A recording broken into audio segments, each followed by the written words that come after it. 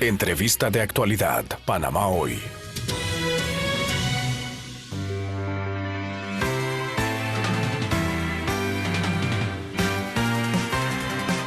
Ocho y 7 minutos de la mañana y a esta hora nos acompaña Sorel Morales de la Cámara Minera de Panamá, Camipa, y con él vamos a estar analizando todo el tema, la situación que enfrenta la actividad minera en el país luego de esta moratoria y viendo entonces las posibilidades de que se decrete también esa inconstitucionalidad en la Corte Suprema de Justicia. Buenos días, ingeniero, gracias por acompañarnos a esta hora en Radio Panamá para que nos explique un poco la situación que están viviendo. Se recibió esta mañana un comunicado de Minera Panamá hablando precisamente de esa falta de carbón y la posible afectación a su producción. ¿Cómo afecta esto obviamente a la actividad minera de nuestro país? Muy buenos días, Giselle. Muy buenos días a todo tu equipo y a tu gran audiencia. Sí, mira, es un tema bastante preocupante. Indudablemente que hay que tener en cuenta que las divisas, la gran cantidad de las divisas que nosotros estamos obteniendo ahorita, o el país está obteniendo ahorita, dependen de la exportación de cobre. Esto no ha podido ser porque el puerto internacional de Punta Rincón ha sido bloqueado. También tenemos que considerar nosotros que eso a nivel de la normativa internacional es considerado un acto de terrorismo. Este, por otro lado, el no efectuar las exportaciones y el paro de la mina indudablemente que va a afectar lo que la mina debe pagar este año, porque se han reducido las exportaciones de cobre. Eso también impacta a la economía nacional. Estamos viendo que todo esto al final lo que hace es que impacta la economía de los panameños. Yo creo que ya lo hemos dicho nosotros en la cámara muchas veces en nuestra labor de concientización y de docencia que tenemos que hacer al respecto de que tenemos que hacer un alto y reflexionar mucho más al respecto de las cosas que estamos haciendo, porque eso al final lo que perjudica hacer las cosas de manera apasionada, de manera siguiendo el sentimiento, lo que hace es perjudicarnos a todos como nación. No va a ser a uno solo, no va a ser a los otros.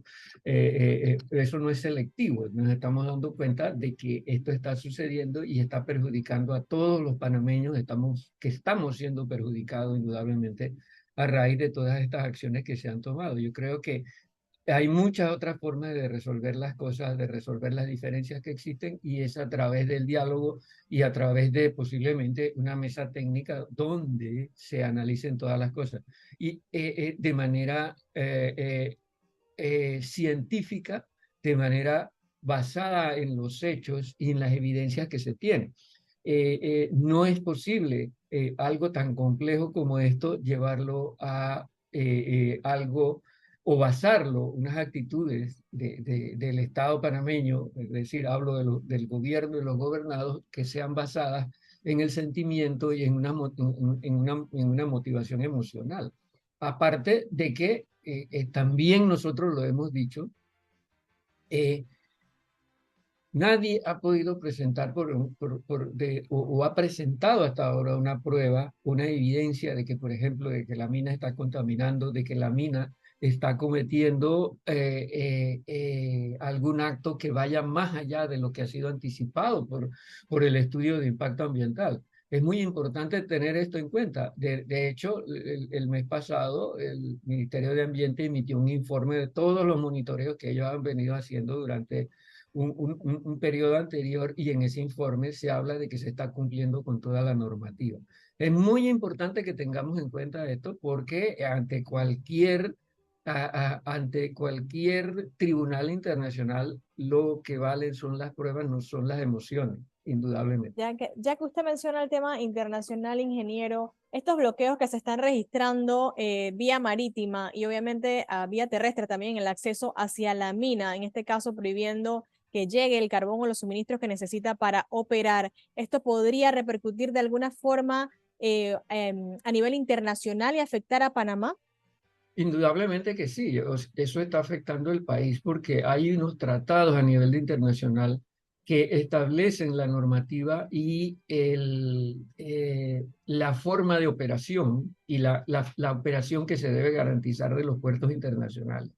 Entonces, indudablemente que es otra cosa que el mundo nos está mirando, es decir, estamos permitiendo que a través de un acto calificado como terrorista por la normativa internacional se cierre un puerto internacional existente en la República de Panamá.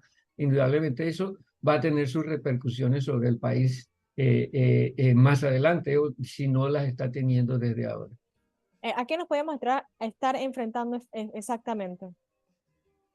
La verdad, yo no soy abogado ni conozco profundamente esa normativa internacional. Lo que sí sé es que eso algunas consecuencias va a tener para el país, comenzando por el hecho de que Panamá entonces no va a ser considerado como un puerto seguro. Es decir, en general, Panamá, si permitimos que un puerto internacional en Panamá sea bloqueado por un grupo de personas, el día de mañana los puertos los barcos que van a venir a los demás puertos van a considerar, bueno, miren, o las navieras van a considerar que Panamá no es un país seguro para que sus barcos vengan a atracar aquí.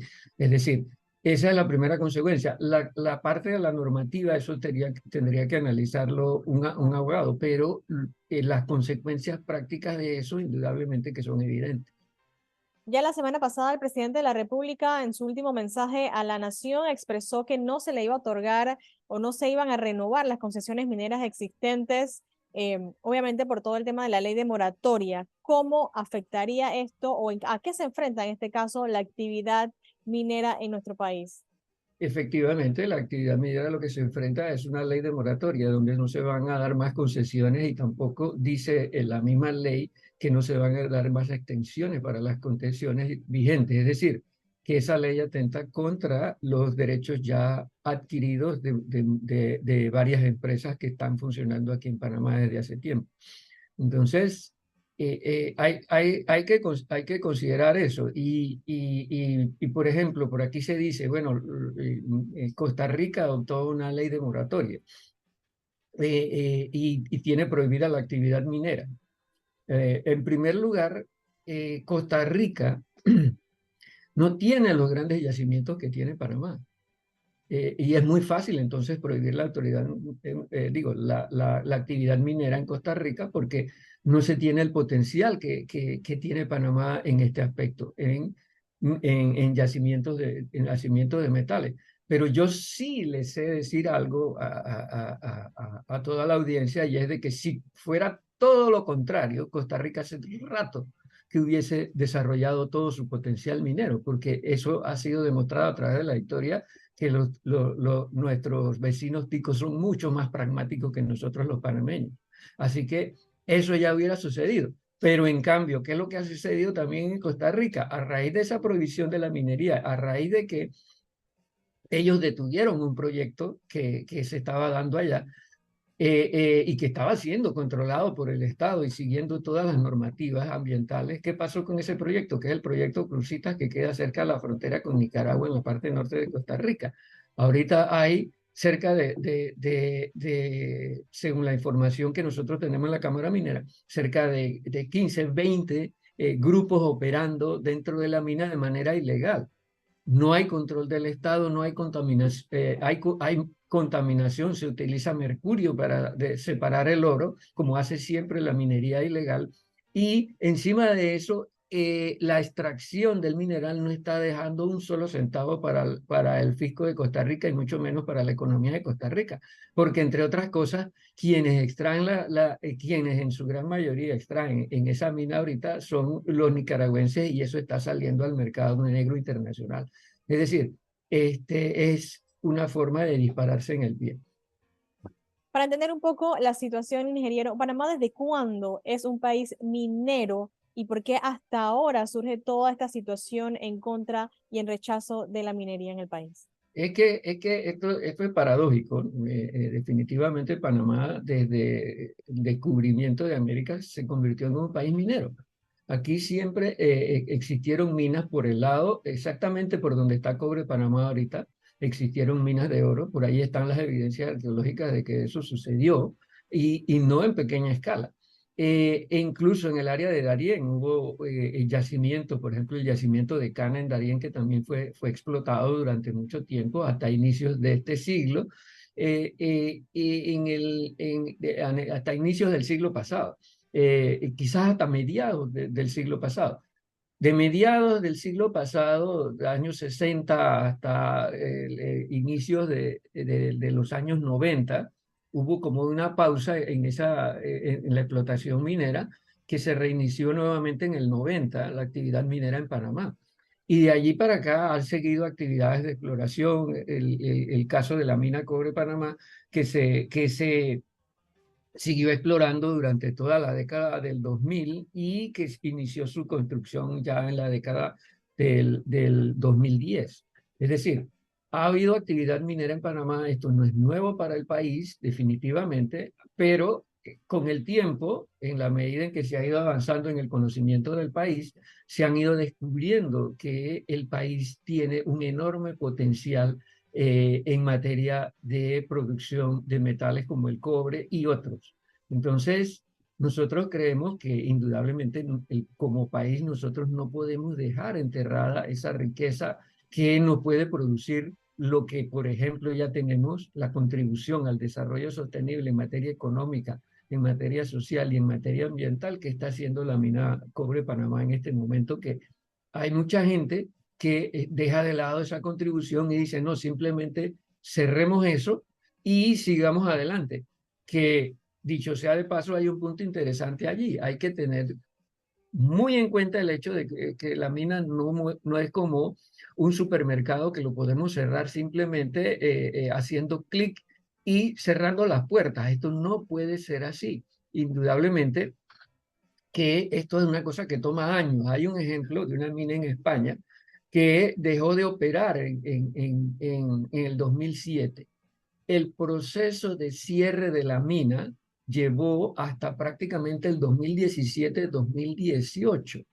Y ahora esa mina se ha convertido en un sitio turístico con un lago enorme de como 5 o 6 kilómetros de largo por 2 kilómetros de ancho aproximadamente, donde incluso hay playas ahorita donde la gente llega a bañarse, se ha convertido en un sitio turístico. Es decir, este y otros ejemplos que se han dado en el mundo, que son múltiples, nos indican de cómo son estas cosas de manera bien llevada. Si cerramos la mina, ¿quién va a pagar por el cierre? Si sacamos a la empresa, ¿quién va a pagar por ese cierre que toma 10 años? Eso indudablemente que va a tener que hacerlo el Estado, por un O lado. sea, Y por el otro, por el otro lado, eh, eh, ¿de dónde nosotros vamos a sacar la tecnología para hacerlo?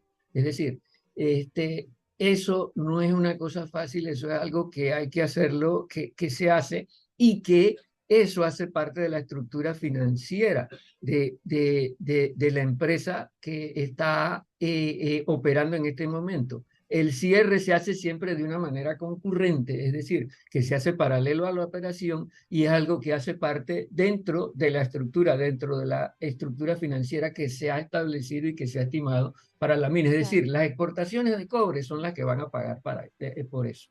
Para entender un poco lo que nos está diciendo, ingeniero, de declararse inconstitucional el contrato entre el Estado y Minera Panamá, ¿le tocaría al Estado entonces, en este caso, cerrar o hacer el cierre de la mina y todo el trabajo que se está realizando en este sector? Indudablemente que si es la decisión del país, eso es lo que va a tener que suceder. Una, si se expulsa a la empresa de aquí, obviamente, si digamos que el contrato se declara inconstitucional, eso no significa que la empresa no tiene derechos adquiridos.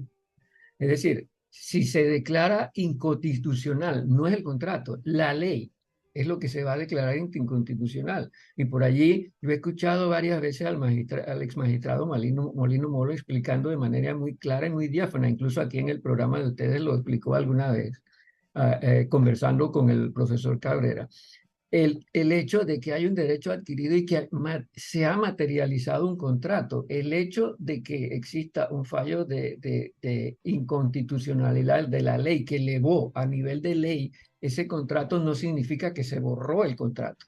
Existe un contrato administrativo y hemos visto ahora con el contrato de la ley 406, nosotros hemos visto cuál ha sido el procedimiento que se establece en materia legal para aprobar un contrato de este tipo. Primero se firma un contrato administrativo entre la empresa y el órgano ejecutivo, y luego el órgano ejecutivo autoriza que ese contrato se lleve a la Asamblea Legislativa para elevarlo a categoría de ley.